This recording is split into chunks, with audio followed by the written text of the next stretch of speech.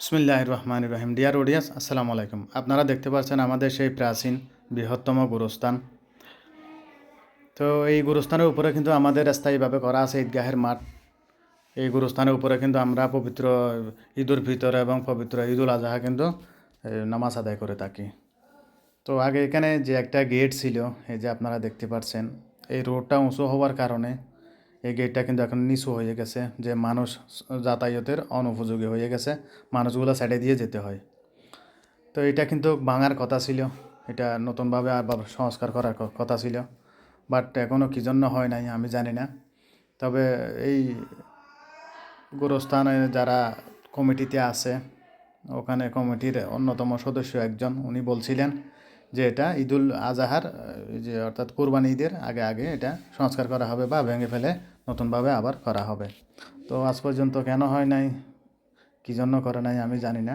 তো ওখানে যদি ওই ঈদুল ফিতরের নামাজে যদি আপনারা যদি উপস্থিত থাকতেন বা থেকে থাকেন, তাহলে অবশ্যই আপনারাও শুনছেন এই কথাটা। তো এখানে উনি আরও অনেক কিছু হিসাব দিয়েছিলেন, যে হিসাবগুলা কেউ চায় নাই ওনার কাছ থেকে, উনি সহিসা হিসাব দিয়েছিলেন যে এখানে গোরস্থানের কাঠগুলা বিক্রি করা হয়েছে, ওখানে কত টাকা খরচ হয়েছে বা কত টাকা জমা আছে ওনার কাছে, এইরকম অনেক কিছু হিসাব দিয়েছিলেন। তো এখানে আপনারা দেখতে পাচ্ছেন পূর্ব দিকে এই পিলার আর কাটা তার দিয়ে ঘেরাও দেওয়া হয়েছে। তো বিশেষ করে এটা যে গরু মহিষ ছাগল বেড়া ঢুকে পড়ে, এই জন্য এটা ঘেরাটা দেওয়া হয়েছে।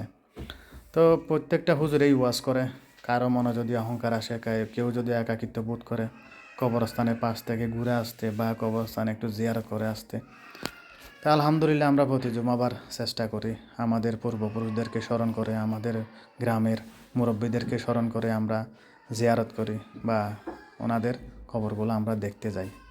তো ওনারা কিন্তু আমাদের দিকে চেয়ে আছে যে আমরা ওনাদের জন্য কিছু করতেছি না বা ওনার জন্য কিছু পাঠাচ্ছি কি না।